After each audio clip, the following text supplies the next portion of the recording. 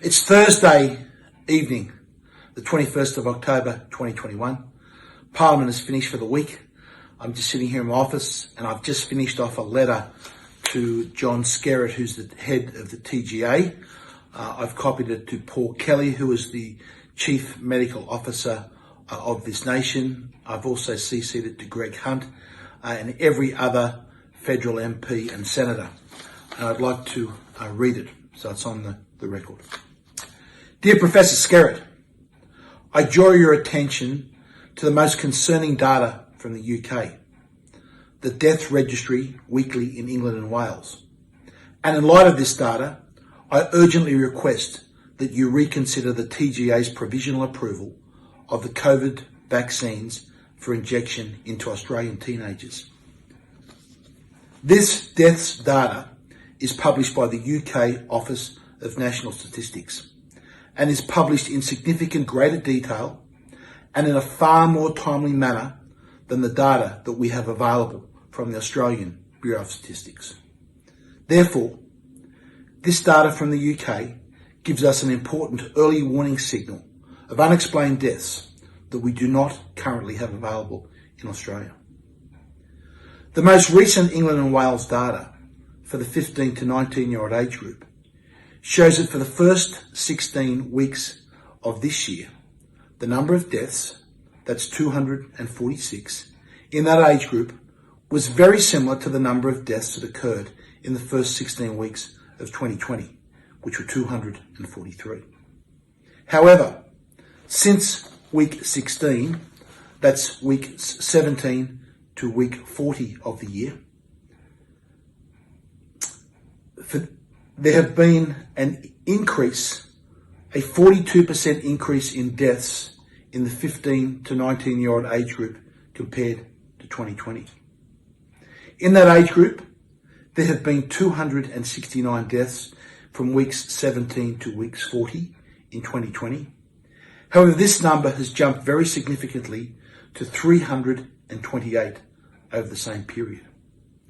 That's an extra 113 unexplained deaths, an increase of 42% of 15 to 19-year-old teenagers in the UK.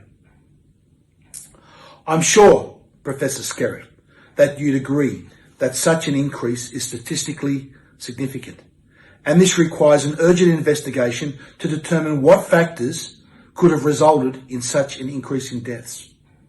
And such an investigation would look at if these increases in deaths are COVID related, including government policy responses to COVID. For this should enable Australia to hopefully avoid a similar surge in deaths amongst Australian teenagers aged 15 to 19 years of age, assuming similar deaths are not already occurring in Australia.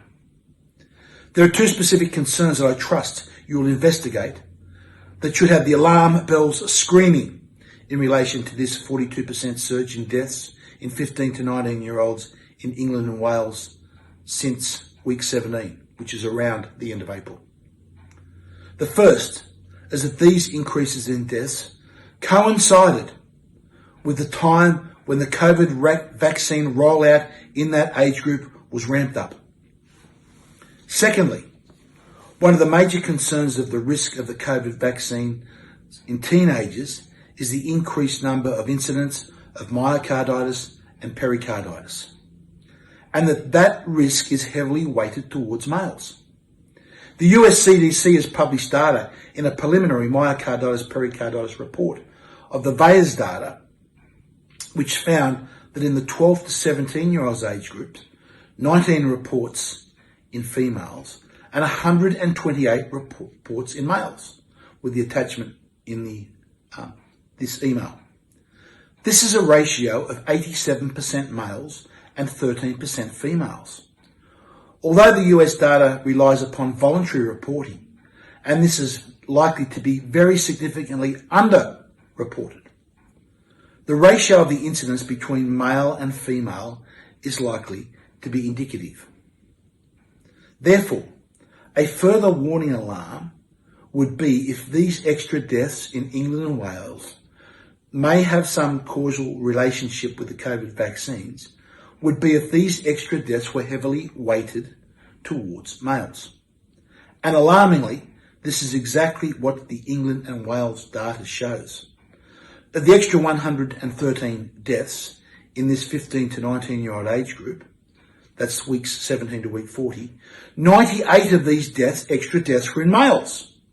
The male deaths were 175 in 2020 for that period, compared to 273 in 2021. That's an increase of 56% in the males, and only 15 were in the females.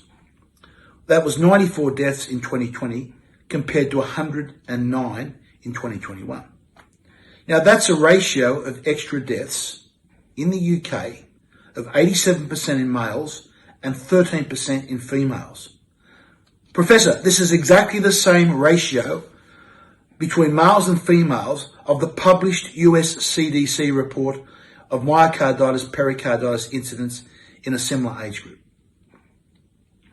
Given that the surge in deaths in England and Wales coincides with the time when the ramp up of the COVID vaccines were injected into this age group, and that these extra deaths have occurred disproportionately in males, combined with the overall lower risk to this age group from COVID, I believe that with this new information, that as head of the TGA, you have a moral, an ethical, and a legal obligation to immediately suspend the COVID vaccine rollout in this age group in Australia, for at least until an investigation can be undertaken to determine the cause of these additional deaths in teenagers in the UK and Wales, and until you are absolutely able to categorically rule out they are not related to the COVID vaccines. Caution is the better part of valour, especially when it comes to the lives of Australian teenagers. Yours faithfully, Craig Kelly MP, Member for Hughes. So I've sent that off to Professor Skerritt. There is a great urgency on this. We have seen that now Woolworths wants to compulsorily inject all of their employees. Many of them would fall into that 15 to 19-year-old age group. Woolworths say they've looked at the science and the evidence. I bet my bottom dollar, I'll bet London to a brick on, that Woolworths haven't looked at the data of these extra deaths in the UK. Because no responsible employer would mandate these vaccines on 15 to 19-year-olds if they knew this data. Woolworths and Coles are acting recklessly, they're acting contrary to the science, and they are putting their staff at risk from these vaccines. The data from the UK shows that Woolworths and Coles must immediately reverse the decisions that they've made. It is up to our regulators. Professor Skerritt, I call on you, sir. Please do the right thing. Look at the data, apply the precautionary principle that has been part of the tradition of medicine for centuries. The precautionary principle calls on you to suspend these injections in 12-year-olds and to 19-year-old teenagers in Australia until we can be sure that there is some other explanation for these extra deaths in the UK. Professor Skerritt, I call on you to do the right thing by the Australian nation and especially young Australian teenagers.